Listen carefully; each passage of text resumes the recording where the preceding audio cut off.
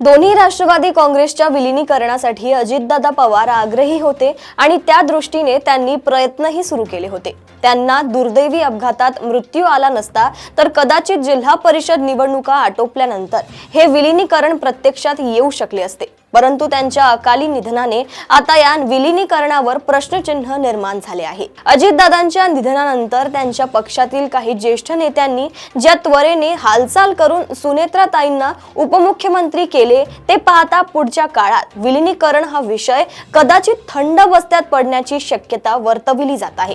शरद पवारांनी देखील दादांच्या अकाली निधनाने विलीनीकरणाच्या प्रक्रियेत खंड पडला असल्याचे म्हटले आहे।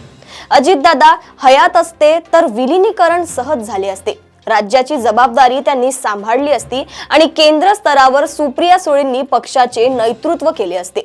ढोबळ मानाने हेच सूत्र निश्चित झाले होते।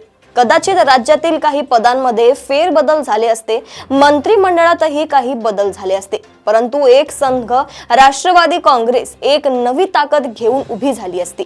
आता अजितदादा नाहीत म्हटल्यावर पक्षाचे राज्य स्तरावरील नेतृत्व कुणी करावे हा प्रश्न निर्माण झाला होता आणि त्या प्रश्नाचे उत्तर अजित पवार गटातील नेत्यांनी सुनेत्राताईंच्या माध्यमातून शोधले। हा निर्णय घेण्यापूर्वी या नेत्यांनी किंवा सुनेत्राताईंनी शरद पवार, सुप्रिया सुळे वगैरेंची चर्चा करणे अपेक्षित होते।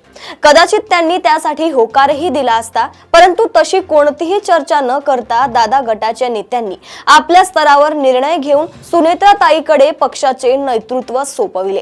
त्यामुळे सध्या तरी विलीनीकरणाच्या चर्चेसमोर स्वल्प विराम लागला आहे। तो स्वल्प विरामच आहे की पूर्ण विराम हे लवकरच स्पष्ट होईल। राज्याच्या अशाच घडामोडी व अपडेट्स मी साक्षी आपल्यापर्यंत पोहोचवत राहणार। तोपर्यंत बघत रहा देशोन्नती। नमस्कार।